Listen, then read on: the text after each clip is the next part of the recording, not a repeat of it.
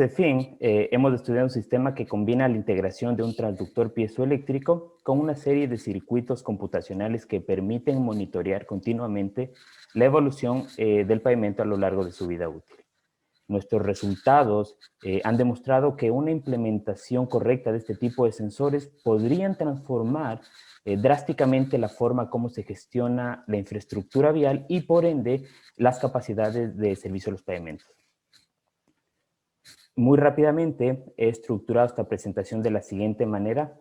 Mencionaré algunos de los sensores tradicionales para ingeniería de pavimentos, presentaré las principales capacidades de nuestro sensor piezoeléctrico, pasaré a los resultados a gran escala obtenidos en el carrusel de fatiga en Nantes, Francia, resumiré las principales aportaciones de mi proyecto y de acuerdo al tiempo que disponga haremos una ronda de preguntas y respuestas.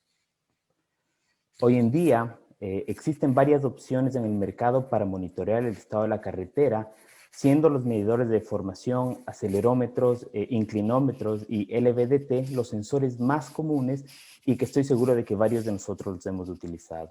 No entraré en detalles sobre estas tecnologías, pero he resumido algunos puntos que considero deben ser mencionados. El primero es que los enfoques de monitoreo existentes siguen siendo más reactivos que proactivos en términos de detección de daño, ya que simplemente registran las fisuras que ya han aparecido. Los sistemas demandan demasiada utilización de equipos costosos y de mucha mano de obra, haciéndolos inviables a gran escala. La mayoría de veces estos sensores son utilizados de forma localizada y por un tiempo determinado. Y quizás lo más importante es que este tipo de sensores no permiten un monitoreo continuo, ya que la implementación de estas soluciones sigue siendo inviable debido al costo, la incomodidad de instalación en campo y las técnicas de recolección y procesamiento de datos. Mi investigación se centra en el uso de un sensor piezoeléctrico inalámbrico, como el que pueden observar en esta figura. Este sensor utiliza una membrana piezoeléctrica rectangular debido a su fácil adquisición, a su adaptabilidad a diferentes condiciones de detección y especialmente porque se considera de muy bajo costo. Asimismo, hemos empleado una batería de aluminio, una CR2032 estándar, que únicamente es utilizada durante la transmisión de datos mediante ondas de frecuencia. Como podemos observar, tanto la membrana piezoeléctrica como la batería están conectadas a los componentes electrónicos del sensor, donde la señal medida por la membrana piezoeléctrica es analizada. Hasta el momento se han presentado 2 patentes, una para la protección de los componentes electrónicos y otra para el análisis de los datos. Finalmente, envolvemos todos los componentes del sensor en una resina epóxica para la protección de los mismos. La razón por la cual nosotros hemos decidido utilizar una membrana piezoeléctrica es porque proporciona una fuente de energía confiable y que a su vez tiene una relación directa con la aplicación de cargas transmitidas en el pavimento. Al emplear la membrana piezoeléctrica en la configuración que pueden observar, podemos medir las deformaciones de la estructura y a la vez generar energía suficiente para activar los componentes electrónicos, permitiéndolo ser un sensor autoalimentado. Este sensor piezoeléctrico autoalimentado ha mostrado grandes promesas hacia una integración exitosa versus sensores de deformación tradicionales. Sin embargo, nuestro sensor no almacena la información en función del tiempo real, como sensores tradicionales, por lo cual genera o produce una dificultad significativa en el manejo y análisis de resultados. Ese fue el challenge más grande que tuve. La información que nosotros guardamos es comprimida en función de diferentes niveles de deformaciones o daño y los resultados que presentamos son acumulativos. Pero ¿cómo funciona realmente nuestro sensor y por qué es que nosotros creemos que una implementación correcta puede cambiar la forma en que se montará una estructura de pavimento? Les invito a suponer conmigo que tenemos una estructura de pavimento la cual está expuesta constantemente a cargas de tráfico. Sabemos que las respuestas del pavimento dependen de las condiciones en las cuales son ensayadas, por lo cual es necesario pasar de un monitoreo estático a un monitoreo continuo. Una de las principales ventajas de este tipo de sistema de detección es el hecho de que todos los efectos debidos a las variaciones en la posición de la carga, su magnitud, la posición transversal, que también es conocida como wandering, los efectos ambientales como la temperatura y la humedad, el envejecimiento y la degradación del material son agrupados por el sensor en el tiempo hasta que los datos son extraídos, lo cual lo hace ideal para el monitoreo a largo plazo. Si intentamos ver esto en un gráfico, imaginemos que tenemos 4 respuestas claramente diferentes que son el resultado de 4 condiciones diferentes. Sin embargo, ninguna de estas respuestas podría considerarse de manera individual como la representación real de la estructura de pavimento, ya que representan condiciones específicas para un tiempo específico. Nuestro análisis, por el contrario, se centra en comprender la señal medida y dividirla en diferentes umbrales que no son más que diferentes niveles de daño. Estos niveles pueden modificarse para adaptarse a diferentes estructuras del pavimento, ya que entendemos que los umbrales no serán los mismos para todas las estructuras. Una de las ventajas de nuestro sistema es que cada carga que es aplicada en la estructura será analizada y categorizada de acuerdo al número de umbrales que se active. En la siguiente figura podemos ver cómo el sensor interpreta las diferentes condiciones. Para la condición 1 podemos ver que solo se activan los primeros 5 niveles de daño. La condición 2 activa los 7 niveles, la condición 3 activa 3 y finalmente la condición activa 4 activa 6 niveles. Nuestro análisis se basa en extraer la duración de la respuesta por encima de los diferentes niveles de daño, es muy importante, y combinarlos para tener una visión completa de lo que ha sucedido en nuestra estructura durante 2 espacios de tiempo. Finalmente, nuestros resultados nos han podido o hemos podido nosotros relacionar con los diferentes niveles de daño inferiores, pueden dar una idea de la progresión del daño, mientras que los niveles de daño superiores muestran la severidad del daño en la estructura del pavimento. Una vez que completamos la fase laboratorio, pero que debido al tiempo no podré presentar el día de hoy, nosotros probamos nuestros sensores en un experimento a gran escala y para eso fuimos a Nantes, IFSTAR, donde utilizamos el carrusel de fatiga. Este carrusel está compuesto por 4 brazos ubicados cada 30 metros, como se puede observar en la figura. Cada brazo puede aplicar una configuración de eje diferente. Para el eje simple de llanta doble, cual fue el que nosotros utilizamos, la velocidad máxima que puede tener el carrusel es de 100 km por hora con una carga de 13 toneladas. Nuestros sensores se colocaron en una sección del carrusel de 32 metros de largo por 4.5 metros de ancho, compuesto por diferentes capas y espesores. Durante nuestro experimento, comparamos nuestros sensores piezoeléctricos con 2 tipos de medidores de formación comerciales, siguiendo el esquema que se observa en la parte inferior de la diapositiva. La construcción del carrusel comenzó durante la primavera del 2017, sin embargo, el experimento comenzó en noviembre del mismo año. Los 2 tipos de medidores de formación comerciales provienen del Laboratorio de Medición e Instrumentos TML Tokio y de Dynatrace Internacional. Las mediciones de temperatura se midieron constantemente, pero se registraron cada 1 minuto. La posición transversal de la carga, wandering, se estudió a través de 11 posiciones siguiendo una distribución normal, por lo que los sensores piezoeléctricos H5, 6 y 8 se ubicaron a un cierto desfase del centro del carrusel, como se puede observar. Nuestro experimento se dividió en 2 grandes fases. La fase 1 duró aproximadamente 3 meses, donde aplicamos alrededor de 999,000 aplicaciones de carga a una velocidad de 76 kilómetros por hora. La carga se aplicó a través de un eje simple llanta doble de 65 kilonewtons, que es la mitad del eje máximo permitido en Francia. La fase 2 duró un poco más de un mes, donde alcanzamos 1.400.000 cargas. Sin embargo, la principal diferencia de entre las 2 fases viene dada por la carga y la velocidad. La carga aumentó en 10 kilonewtons, mientras que la velocidad disminuyó en 33 kilómetros por hora con el fin de acelerar el daño del pavimento. Durante la prueba a gran escala, recopilamos obviamente diferentes tipos de información a diferentes intervalos. Hicimos ensayos con el deflectómetro de impacto, utilizando la siguiente configuración, tipo estrella. con una placa de carga segmentada de radio de 150 milímetros.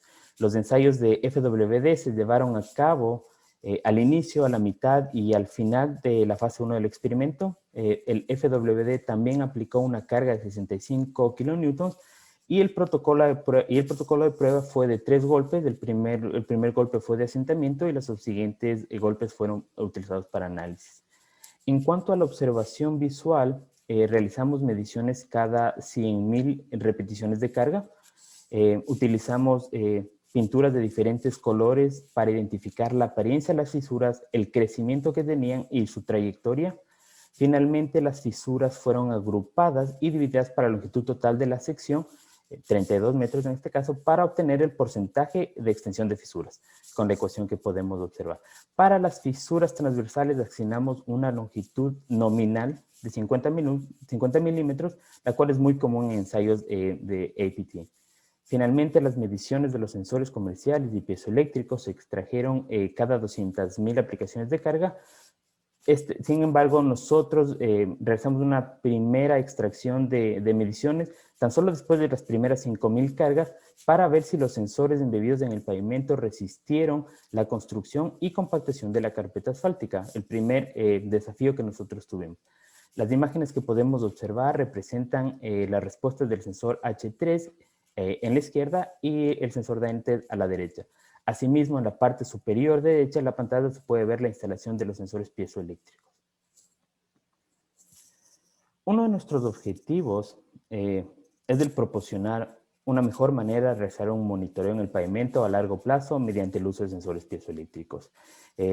Si bien recuerdan, antes mencioné que estudiamos la posición transversal de las cargas del tráfico como una distribución normal a través de 11 posiciones. Aquí podemos ver la ubicación de estas con respecto al centro del carrusel y el porcentaje de carga que acarrean. Un ciclo de carga completo se compone por 400 vueltas. A través de nuestro análisis de datos pudimos extraer las respuestas en las diferentes posiciones de carga y creamos una representación tridimensional de las respuestas del pavimento cuando se usa un sensor piezoeléctrico. Además, podemos concluir afirmando que esta tecnología es capaz de rastrear los cambios en la estructura de pavimento con respecto al lugar donde se aplica la carga. Pero la pregunta que nosotros teníamos era si es que podríamos mejorar las técnicas tradicionales de detecciones de daño. Y la verdad es que nosotros creemos que podemos hacerlo y la forma es no centrarnos en la respuesta máxima, sino en toda la señal de todas las posiciones, dividirla para los diferentes umbrales o diferentes niveles de daño. Una vez que la señal es dividida, necesitamos medir la duración por encima de los umbrales para luego presentar una gráfica de respuesta acumulada, que es justamente lo que están viendo en la parte inferior de la diapositiva. De esta representación podemos ver cómo los diferentes umbrales comienzan a responder cuando alcanzan diferentes niveles de daño. Los resultados de la observación visual nos dicen que el agrietamiento en la superficie comenzó aproximadamente a los 900.000 repeticiones de carga, que se relaciona perfectamente con la activación del umbral 7. Una vez más, podemos confirmar que los niveles de umbrales inferiores se relacionan con la evolución del daño, mientras que los niveles superiores pueden ser asociados con el nivel de severidad experimentado por el pavimento. Finalmente, nuestro análisis podría alertar a los encargados del mantenimiento de infraestructura con suficiente tiempo de anticipación, en este caso superior a 5 años, para preparar un plan con el cual se pueda retrasar la aparición de fisuras en el pavimento, que es lo que nosotros buscamos. Como conclusión general, nuestros resultados han demostrado una validación exitosa en campo del sensor piezoeléctrico en la detección de inicio y progresión del daño en los pavimentos de hormigón asfáltico y que la respuesta acumulada del sensor piezoeléctrico es un buen indicador de la progresión del daño y la activación de los umbrales del sensor es un buen indicador de la gravedad del daño. Finalmente, me gustaría agradecerles por su atención. Si desean recibir mayor información sobre mi proyecto, por favor no duden en enviarme un correo. Y como Ana mencionó, este es un proyecto que se realizó en colaboración con la Universidad de Nottingham y la Universidad Estatal de Michigan, donde tuve el gusto de trabajar con grandes profesionales y académicos. Gracias.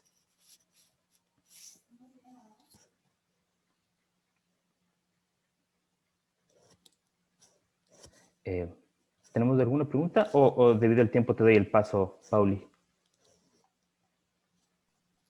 Pues vamos a dejar las preguntas para el final, para no estropear un poco lo que es el programa que tenemos. Igual las pueden ir haciendo a través del icono de preguntas y respuestas, ¿verdad? Les recuerdo por ahí. Y posteriormente las vamos a ir respondiendo al final de las presentaciones.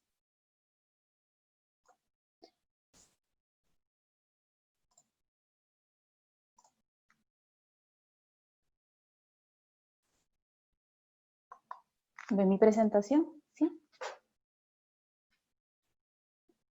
Perfecto. Bueno, buenas noches a todos. Muchas gracias por estar por acá. Muchísimas gracias por la acogida que hemos tenido en el evento. Muchísimas inscripciones y bueno, tenemos ya varios de ustedes por acá. Esperamos que estén disfrutando del evento. Pues yo les voy a comentar del proyecto en el que yo he estado trabajando, que se llama Materiales Asfálticos Mecanomutables para la construcción de pavimentos inteligentes. Y antes de esto quisiera presentarme. Mi nombre es Paulina Leiva Padilla. Yo soy de Costa Rica y hace 3 años que me trasladé acá a la ciudad de Granada, en el sur de España, a trabajar con el grupo del Laboratorio de Ingeniería de la Construcción de la Universidad de Granada como una de las becarias del programa SMART, que ya Ana nos hizo el honor de presentar. Para introducir este tema me gustaría hablar del término materiales asfálticos mecanomutables. Es algo que hasta el momento sé que no han escuchado hablar. Bueno, el término nació, o básicamente lo que quiero explicar es la palabra mecanomutable, que es la nueva.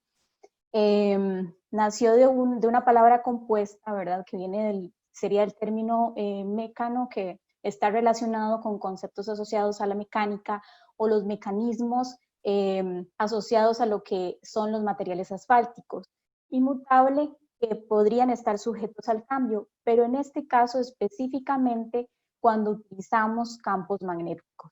Entonces, en general, el término nació como esta capacidad de cambiar las propiedades mecánicas de los materiales asfálticos a través del uso de campos magnéticos. Ahora, ¿cómo realizamos eso? Bueno, tenemos un material asfáltico convencional, son materiales asfálticos convencionales compuestos por árido, betún asfáltico, bueno, los vacíos también deben de estar por ahí, que posteriormente modificamos mediante la incorporación de materiales con propiedades magnéticas y eléctricas, de manera que estamos ofreciéndole a la mezcla asfáltica un nuevo dominio físico en el cual pueden interactuar diferentes dispositivos relacionados con campos magnéticos, como lo son los imanes permanentes, las bobinas de inducción, electroimanes, sensores de campo magnético, entre otros.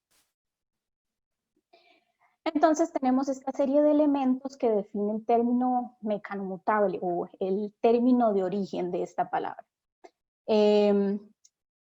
Bajo esta configuración de elementos logramos identificar 3 variables que podíamos medir en el laboratorio y que estos materiales podían reaccionar cuando se utilizaba campos magnéticos. La primera, que da la definición a este término, serían los cambios mecánicos, cambios de módulo. Segundo, también podemos evaluar cambios de campo magnético, una señal magnética. Y finalmente podemos evaluar también lo que son cambios térmicos, aumentos de temperatura. Entonces, si observamos estos 3 cambios, podríamos asociarlos a 3 aplicaciones principales en carreteras. La primera aplicación serían estos materiales como materiales que potencialmente podrían mejorar ese comportamiento mecánico del pavimento.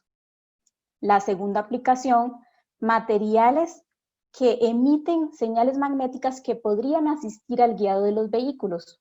Y la tercera, materiales que pueden aumentar su temperatura para ayudar en la definición de nuevas alternativas de mantenimiento, como podría ser el caso de alternativas para eliminar el hielo o la nieve de la superficie de la carretera, o ofrecer las condiciones idóneas para favorecer la autorrecuperación de estos materiales.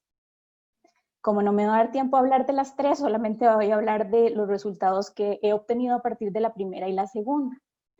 En la primera voy a hablar de este artículo que publicamos durante este proyecto que se llama Análisis de la respuesta mecánica de materiales asfálticos fabricados con fibras metálicas bajo campos magnéticos, en este caso estáticos para no generar calor en el material.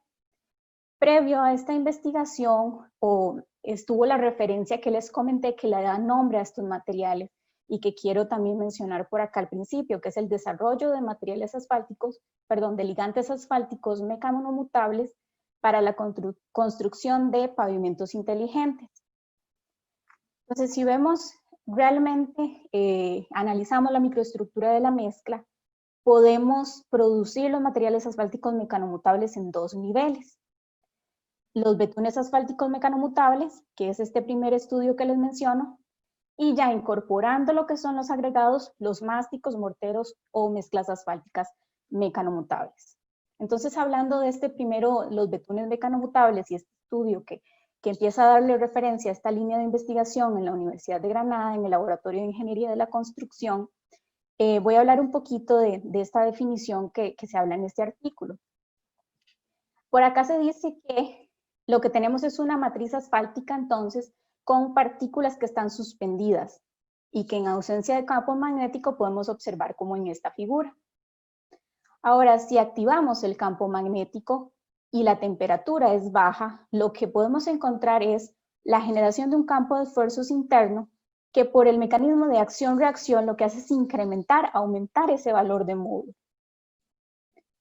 Ahora, en el caso contrario, que la temperatura sea alta, entonces, ¿qué es lo que tenemos? Esas partículas magnéticas lo que van a hacer es una especie de estructura que va a ayudar también a resistir esas cargas externas. Entonces, estos fueron los resultados obtenidos en ese primer estudio en términos generales, ¿verdad? No estoy dando detalles del estudio. Si quieren acceder a los detalles del estudio, por ahí dejo la referencia al pie de la diapositiva. Entonces, en este proyecto del SMARTY lo que yo hice fue tratar de trasladar esos resultados a morteros asfálticos mecanomutables, es decir, empezar a introducir el agregado y ver ese efecto que hay. Entonces, después de observar los materiales que se han utilizado en otras investigaciones, materiales con propiedades magnéticas y eléctricas, seleccionamos las fibras de acero recicladas, estas obtenidas de los neumáticos de los vehículos fuera de uso. También para proponer prácticas sostenibles, que es otra de las estrategias que recientemente están teniendo mucha influencia en las investigaciones en carreteras. Lo que hicimos con esta investigación fue evaluar probetas con diferentes contenidos de materiales de estas fibras metálicas y probetas de diferentes dimensiones y las sometimos a diferentes intensidades de campo magnético y las evaluamos a dos temperaturas, 25 grados y 45 grados Celsius. Este campo magnético lo aplicamos con un imán permanente de alta potencia que, mediante la separación con la probeta, nos permitía cambiar ese valor de intensidad. Básicamente los resultados que obtuvimos, en resumen, no estoy comentando todo, ¿verdad? Pero lo más importante fue que este aumento de módulo seguía dándose y que seguía siendo afectado o influenciado por esta intensidad de campo magnético aplicado y por el contenido de fibras, como vemos por acá. Después también observamos que a la temperatura de 45 grados se observaban mayores valores de aumento que a los 25 grados Celsius. Y finalmente pero sin embargo, los valores de aumento se daban de una forma más rápida a los 25 grados Celsius que a los 45 grados Celsius. Y en términos generales, observamos que también ese aumento de módulo se veía reducido por la incorporación de los agregados. Ahora voy a pasar a la segunda aplicación, que sería esta posibilidad de codificar nuestro material asfáltico. Entonces, para esto voy a comentar este estudio que también publicamos durante este proyecto, que se llama la interpretación, o que se titula La interpretación de la señal magnética emitida por materiales asfálticos codificados. Y también, previo a este estudio y dentro de esta misma línea de investigación del Laboratorio de Ingeniería de la Construcción, está este otro estudio llamado Materiales Asfálticos Codificados para el guiado de los vehículos autónomos. Básicamente lo que se trata en esta aplicación, bueno, lo vemos muy sencillo en esta diapositiva, en esta caricatura.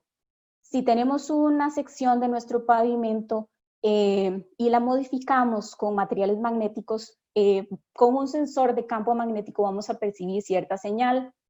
Ahora, si pasamos a otra sección que tiene un contenido mayor de este material magnético, pues la señal va a ser más fuerte. Entonces es posible codificar el material asfáltico.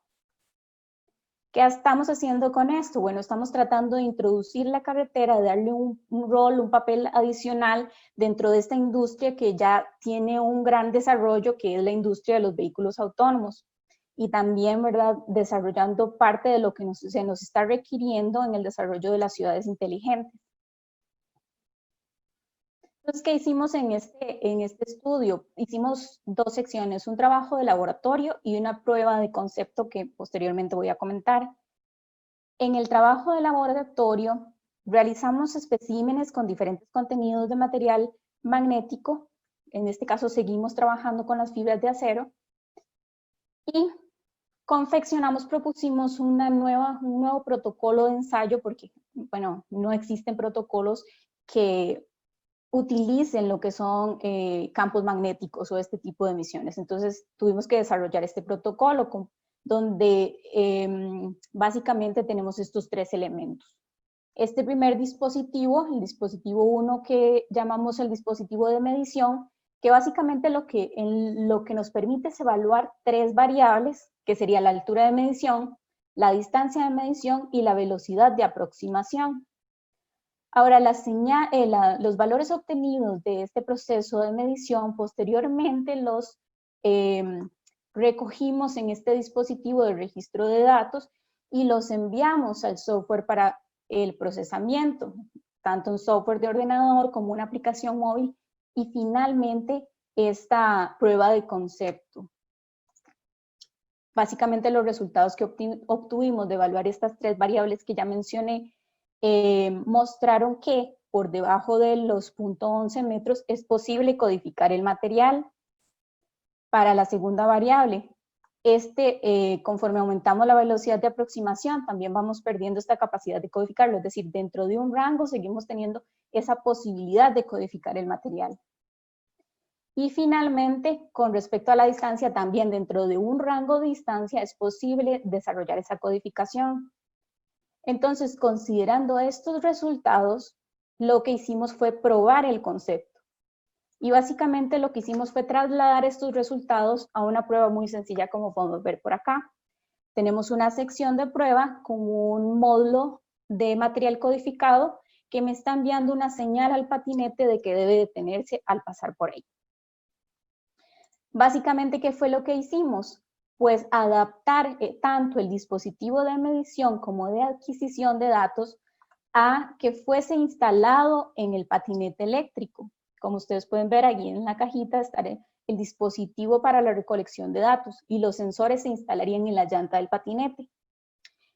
Posteriormente también propusimos una sección de prueba que sería nuestro pavimento inteligente, lo que nos interesa a nosotros como ingenieros de carreteras, donde tenemos esta sección de prueba con módulos que podríamos estar intercambiando para poder hacer esa programación de la señal. Fue una prueba de concepto exitosa porque, bueno, al pasar por acá se detuvo el patinete y logramos entonces demostrar que es posible utilizar esta tecnología para continuar con el proceso de desarrollo de esta tecnología. Finalmente, la aplicación número 3, que no voy a tener oportunidad de comentarles más a fondo, pero por aquí les dejo las referencias y como ya les anticipé, está relacionada con la propuesta de una capa inteligente de material electroconductivo que instalamos dentro de las capas de material bituminoso para utilizarla como una alternativa de mantenimiento que nos permite eliminar el hielo o la nieve de la superficie de la carretera.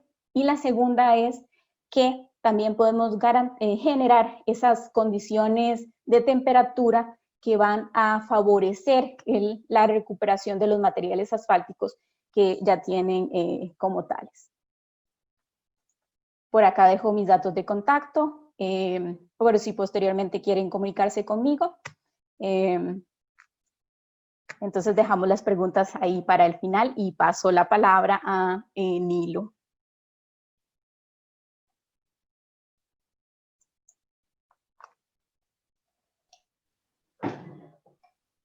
Vamos a ver.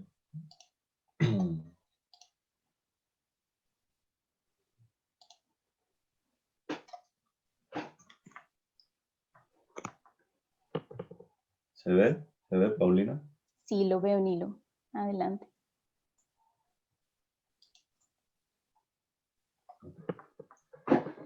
Bueno, buenas tardes a todos. Mi nombre es Nilo Ruiz y soy ingeniero químico por la Universidad de Cantabria, en España. Y estoy finalizando mi doctorado en la Universidad de Nottingham, concretamente en el Departamento de Ingeniería Civil. Mi proyecto es sobre el desarrollo de rejuvenecedores asfálticos encapsulados para maximizar propiedades autosanantes. Primero me gustaría explicar lo que entendemos como un asfalto autorreparable. Hay varios tipos de asfaltos, varias tecnologías para aplicar en los asfaltos, pero nosotros en este proyecto estamos aplicando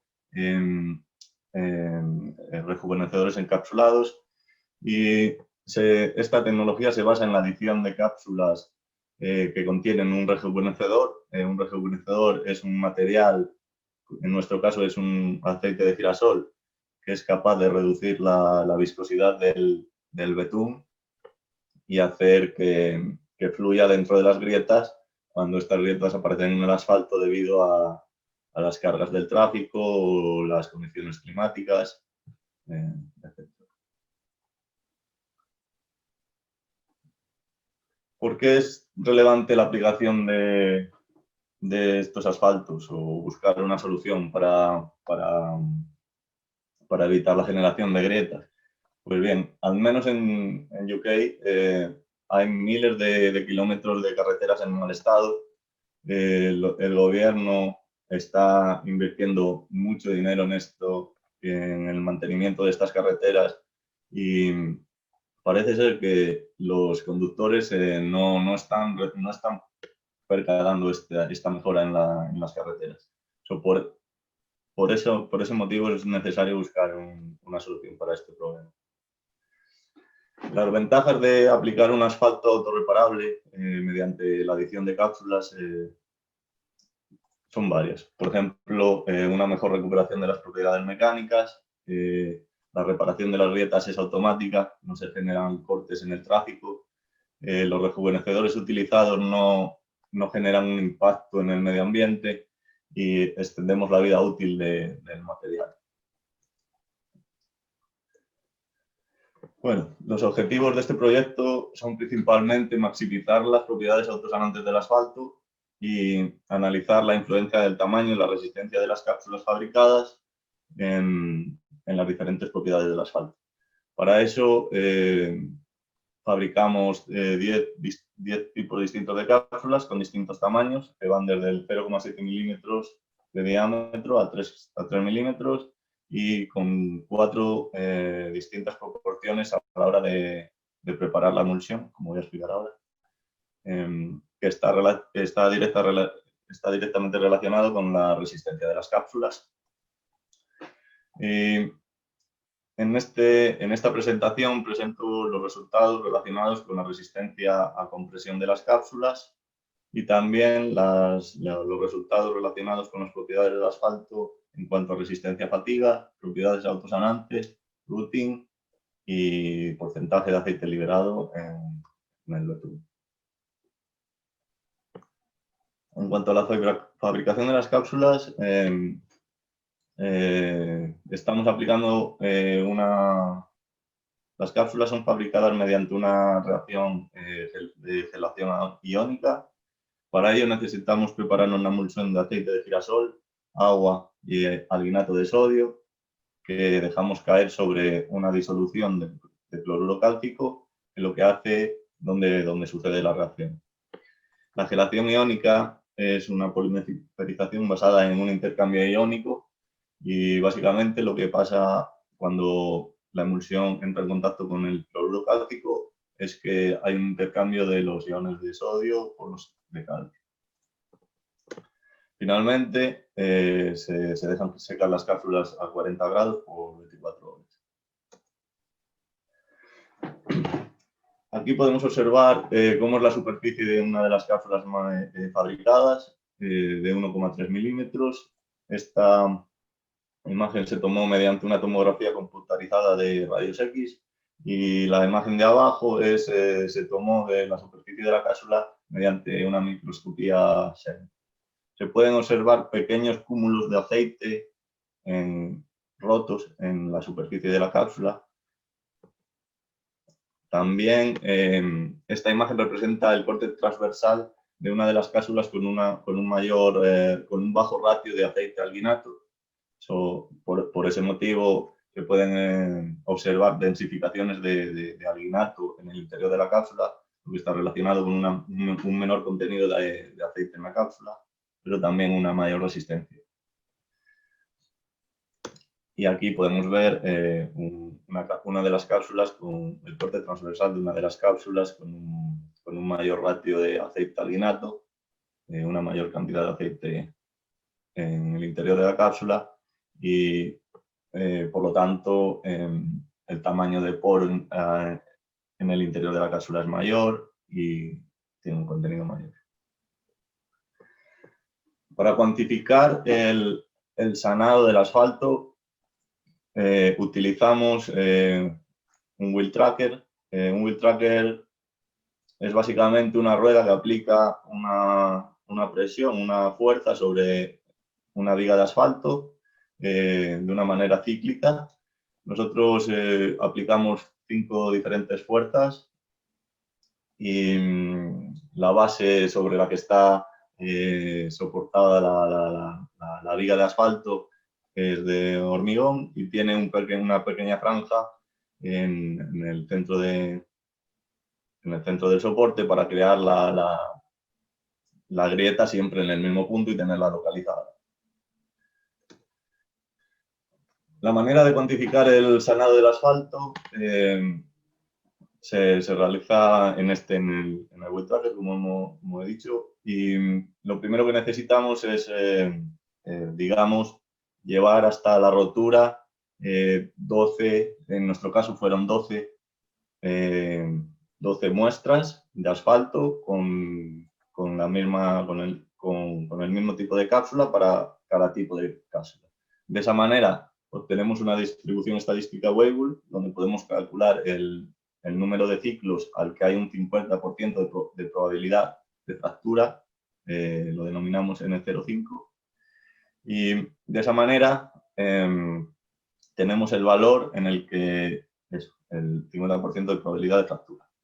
Con ese valor, tomando ese valor como referencia, podemos calcular cuánto es la extensión de la vida útil si aplicamos en un tiempo de sanado. Un tiempo de sanado significa un reposo del material donde se para el ensayo de fatiga explicado anteriormente en el wheel tracker y se deja descansar la muestra por 24 horas. Después de esas 24 horas se continúa el ensayo hasta la fractura, como anteriormente, y se calcula cuál es el porcentaje de extensión de la vida útil del material. En cuanto a los resultados, aquí tenemos un ejemplo de cómo funcionan las cápsulas o cómo funciona este autosanado. Se realizó una tomografía computarizada de rayos X de una de las vigas, nada más, la primera imagen representa el asfalto nada más ser fabricado. La segunda imagen representa una viga con cápsulas en la que se aplicó un cierto número de ciclos hasta que se generó la grieta. Y la tercera imagen representa la misma muestra después de haber aplicado 24 horas de descanso del material.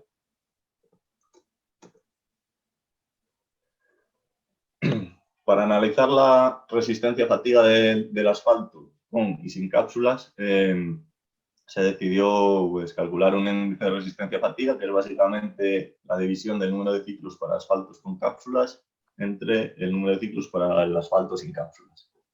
Se puede observar que para algunos de los tipos de cápsulas fabricados hay una disminución de la resistencia a fatiga y que generalmente esa disminución a la resistencia a fatiga está relacionada con una disminución a la resistencia de las propias cápsulas,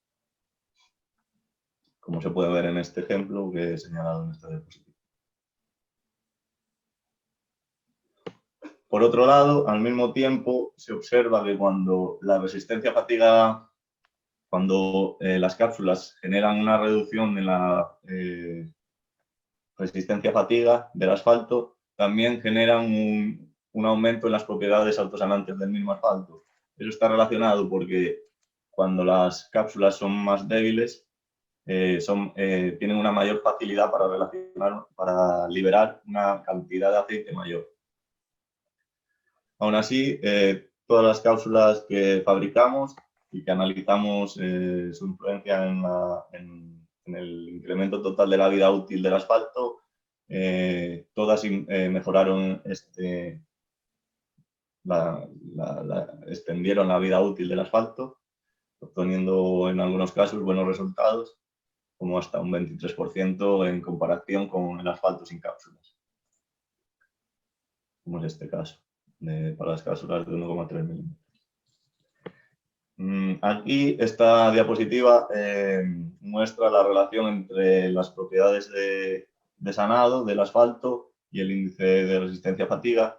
Como había dicho, hay una relación directa en la que cuanto mayor es el índice de sanado, menor es el índice de resistencia a fatiga. Por eso se busca que haya un compromiso, digamos, entre el índice de resistencia a fatiga y el healing index y el índice de sanado para obtener el máximo incremento en la vida útil del material. En nuestro caso, obtuvimos el máximo incremento con una cápsula de 1,3 milímetros y fue un 23% de incremento de la vida útil. En esta gráfica, la zona verde representa donde las cápsulas que fueron capaces de mejorar la vida útil del asfalto en un 15%, la zona amarilla entre un 0 y un 15%, y la zona roja serían las cápsulas que empeoraran el comportamiento del asfalto. También se evaluó el routing. El routing, para que nos entendamos, es como el hundimiento del asfalto debido a la rodada de los coches, como se puede ver en esta imagen. En Inglaterra, concretamente, está permitido, no es necesario renovar la carretera hasta que se obtiene un 6 milímetros de profundidad de routing. Y aquí, esta gráfica representa la relación que hay entre el efecto del routing, la profundidad del routing y el aceite liberado por las cápsulas que estamos utilizando. Hay una clara relación entre el aceite liberado por las cápsulas y el routing, pero no parece ser que el efecto que se obtiene sea significativo, porque la diferencia entre el asfalto sin cápsulas y el máximo routing obtenido es de 0,75 milímetros. Por último, como conclusiones de este trabajo presentado en esta presentación, las cápsulas con una mayor resistencia indican una mayor resistencia a fatiga. El momento óptimo para aplicar el periodo de reposo del asfalto es el 30% del N05. Las cápsulas con un tamaño de 1,3 milímetros y un ratio de aceite al inacto de 2,5 fueron las cápsulas que mostraron un máximo incremento en la vida total del asfalto. Como dije, fue un 23%. las cápsulas más grandes y más pequeñas mejoran las propiedades autosanantes del asfalto, pero por diferentes motivos, por diferentes fenómenos. Las cápsulas más grandes son más fáciles de ser dañadas debido al contacto con los áridos y a la presión aplicada en el wheel tracker, mediante que las cápsulas más pequeñas y por ende son más débiles, necesitan una fuerza mucho menor para liberar una cantidad grande de aceite y por lo tanto mejorar el sanado. El routing y el índice de sanado están relacionados con el porcentaje de aceite liberado por las cápsulas. Y esto es todo. Muchas gracias por su atención y cualquier pregunta que tenga, pues la contestaré encantado.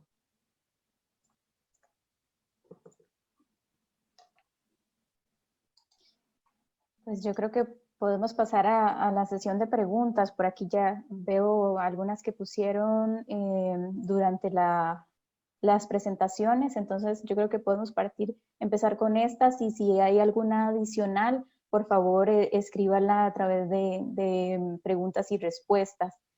No sé, Mario, si quieres empezar tú. ¿Está desactivado tu micrófono? Vale. Freddy, desde Colombia, me pregunta si es que medimos esfuerzos de formaciones en sentido longitudinal y transversal. En la respuesta que di, nosotros medimos con los sensores piezoeléctricos en ambos sentidos. Encontramos una muy buena relación, pero debido al corto tiempo no los pude presentar. Estoy más que gustoso de enviarte un correo o de ponerlo en las preguntas o en el chat. De hecho, me parece que en otra respuesta a Luis Guillermo puse un paper en el cual nosotros explicamos. Nuestro análisis únicamente fue en elasticidad lineal. No vimos la necesidad de ir hacia un análisis viscoelástico. Perfecto. No sé si por ahí también has visto otra pregunta para ti, Mario. José está preguntando, ¿podrías por favor dar un poco más de detalles sobre el análisis estadístico de los datos registrados? Hablaste rápidamente de un análisis de probabilidad normal, sin embargo, el fenómeno del daño suele estar frecuentemente asociado a leyes de probabilidad no normal. Tipo, José, cuando hablé de una probabilidad normal, me refería a cómo nosotros tratamos de modelar el paso de los vehículos sobre el pavimento, el paso transversal. Ahí es donde dije que tenemos una distribución normal. En el dato estadístico de los ensayos APT, no recuerdo, me parece que no hicimos un análisis estadístico profundo. En el último capítulo de mi investigación, ahí es donde nosotros iniciamos un modelo de simulación donde pusimos diferentes parámetros, que estoy también gustoso de enviarte la respuesta.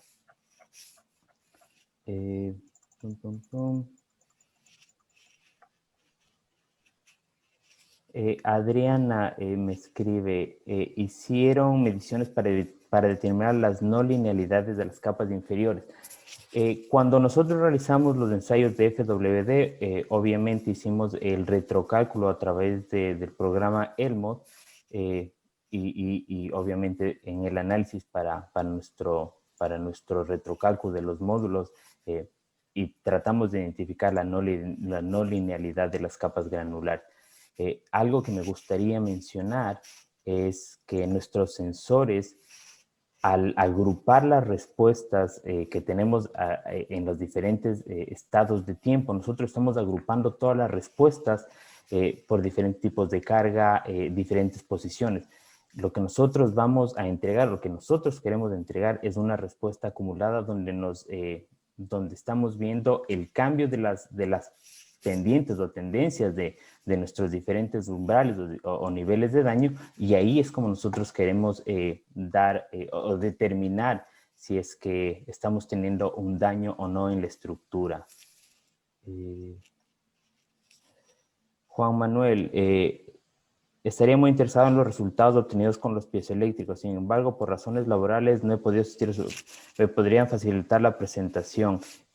Yo creo que Pauli, una vez que terminemos el seminario, podríamos enviarlo sin problema, Juan Manuel. No hay ningún problema. Y dentro del chat, en una de las respuestas que hice a Luis Guillermo, está uno de los papers que pudimos publicar durante la investigación, donde podrás ver los resultados y las comparaciones que tuvimos de los sensores piezoeléctricos, tanto con los TML y los PAS-2 de Dynates.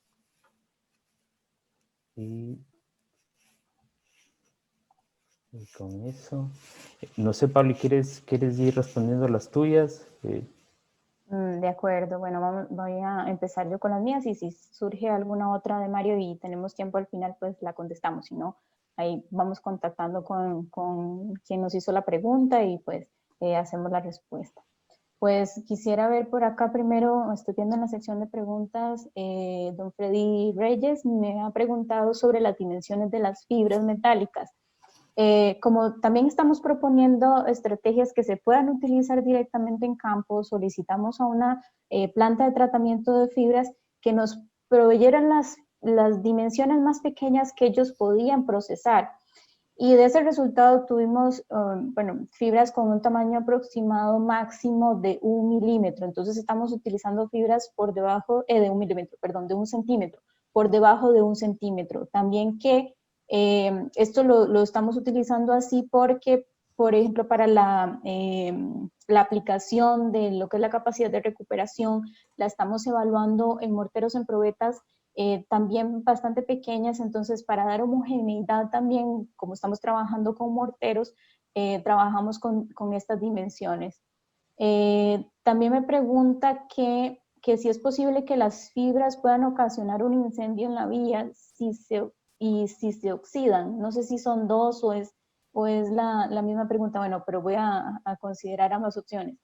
Bueno, no he evaluado específicamente ese parámetro, únicamente lo que he mostrado a través del estudio, pero básicamente la fibra está cubierta por lo que es el material asfáltico, entonces no, o sea, como digo, de alguna forma está siendo aún mejor protegida por el material asfáltico, además que no la estamos proponiendo para colocarla en la superficie, sino en capas intermedias, para tratar como de evitar que se acelere este proceso. También por aquí, José Norambuena ha preguntado cuáles han sido las principales limitaciones que han tenido en sus medidas en laboratorio. Me imagino que en las tres aplicaciones. Las principales limitaciones, pues yo diría que en principio este proceso de tener que adaptar los dispositivos, porque como mencioné por acá, realmente estamos utilizando campos magnéticos y de momento los ensayos no consideran la aplicación de este parámetro. Entonces, adaptarlo y empezar a ver si está funcionando, si realmente es repetible y lo demás, pero es algo que poco a poco se fue resolviendo y en este momento sí no podría decirle como más allá, pero sí básicamente podría ser por ahí donde van las limitaciones. Y después, ¿cuáles son los mejores aditivos metálicos para utilizar en este tipo de aplicaciones? Pues también es una de las propuestas que hemos dejado como futuras investigaciones dentro de esta línea, como extender el estudio a evaluar otros materiales, porque básicamente dentro de mi proyecto, un proyecto de 3 años, lo que hicimos fue evaluar las fibras metálicas también para proponer estas, ¿cómo se llama?, estrategias que fueran sostenibles. Pero sí, puede extenderse o debe extenderse a otros elementos. Ya hay estudios en algunas de estas aplicaciones con otros elementos, pero para dar una respuesta así como completamente certera, yo me esperaría un poco más adelante con más investigaciones. Y no sé si por ahí, creo que hasta ahí iban las preguntas que iban dirigidas a mi presentación. Entonces le paso a Nilo para que resuelva las de él. Sí.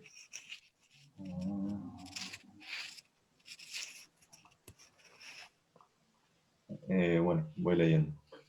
De Ernesto Villegas Villegas, cuando hablas de autosanantes porque reviertes el aumento de sulfosidos, carbonilos y compuestos aromáticos, o es porque bajas la viscosidad del asfalto. En nuestra investigación no se ha analizado cómo varían los sulfóxidos, carbonilos y compuestos aromáticos del betún antes y después del sanado.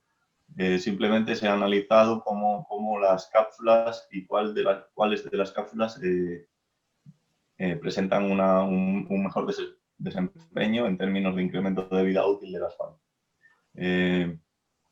Analizando cómo las cápsulas funcionan mediante las tomografías de rayos X mediante las tomografías de rayos X, se ve como es necesario una disminución del local del betún para que fluya dentro de las cápsulas, dentro de las grietas. De esta manera cerrándolas y revirtiendo, digamos, el daño que ha causado la fatiga. Por otro lado, José Norambuena pregunta, desde tu punto de vista, ¿cuál es la principal desventaja de la tecnología de rejuvenecedores encapsulados? Para mí, actualmente, la principal desventaja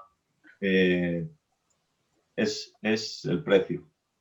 Digamos que, al menos, los materiales que nosotros utilizamos en el laboratorio son de una alta pureza y debido a eso son muy caros. Sería interesante como buscar intentar reducir el precio de esos mismos materiales para que esta tecnología fuese más barata. ¿Cuál es el valor promedio de la eficiencia de encapsulamiento de aceite al interior de la cápsula? Lo que sabemos sobre la cantidad de aceite que las cápsulas contienen en su interior es que cuando están en funcionamiento solamente liberan un 25%. Esa gráfica no la he mostrado porque no tenía tiempo, pero se muestra cómo las cápsulas después del sanado liberaron un 25% máximo de aceite. ¿Cuál es la eficiencia del encapsulamiento? La eficiencia de encapsulamiento es igual independiente del tamaño de la cápsula. No, cuanto más pequeña es la cápsula, más aceite se libera simplemente en la superficie de la cápsula. Se observa como más cantidad de aceite es liberado. Y está cuantificado también, no lo he puesto en esta presentación, pero creo recordar que se perdía como un 10% de la cantidad de aceite, del total de la cantidad de aceite contenida dentro de las cápsulas para las cápsulas del 0,7 milímetros de diámetro. ¿Qué más?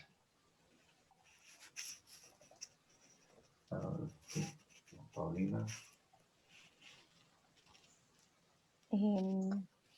Creo que, no sé si, por ahí creo que quedaban unas preguntas adicionales que no había leído antes. Nilo, Diana pregunta para Nilo. ¿Han evaluado el cambio de la resistencia a fatiga en función de la densidad, número de cápsulas, aparte del tamaño, como ya lo evaluaron? El número, la densidad de cápsulas utilizadas en el asfalto ya es algo que ya está hecho por otros investigadores como José Norambuena y etcétera, en publicaciones anteriores, y es un 0,5% en peso en la mezcla asfáltica. Y a ver, he visto aquí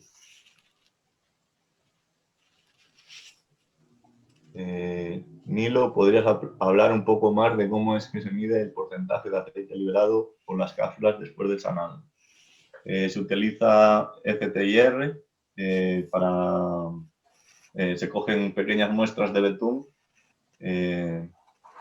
y se analiza en el FTIR la cantidad de aceite liberado por las cápsulas.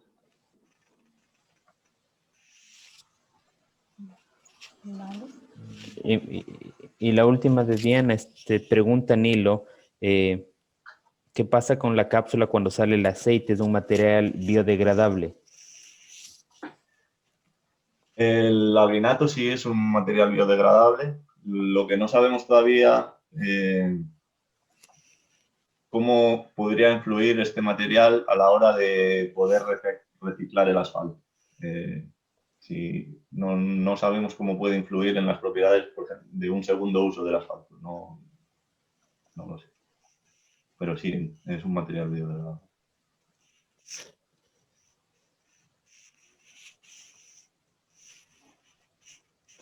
En el caso que una de las preguntas no haya quedado totalmente contestada, pues nos pondremos en contacto con cada uno de ustedes. Y también, pues por ahí dejamos los datos de contacto. Pueden también directamente escribirnos si sigue con la consulta, y entonces nosotros a través de ese medio también podemos hacer la respuesta. Creo que, bueno, vamos a ir dándole cierre a esto, al evento. De mi parte, agradecerles a todos aquellos que se conectaron, ¿verdad? Que pudieron atender al evento. Muchísimas gracias también por sus preguntas.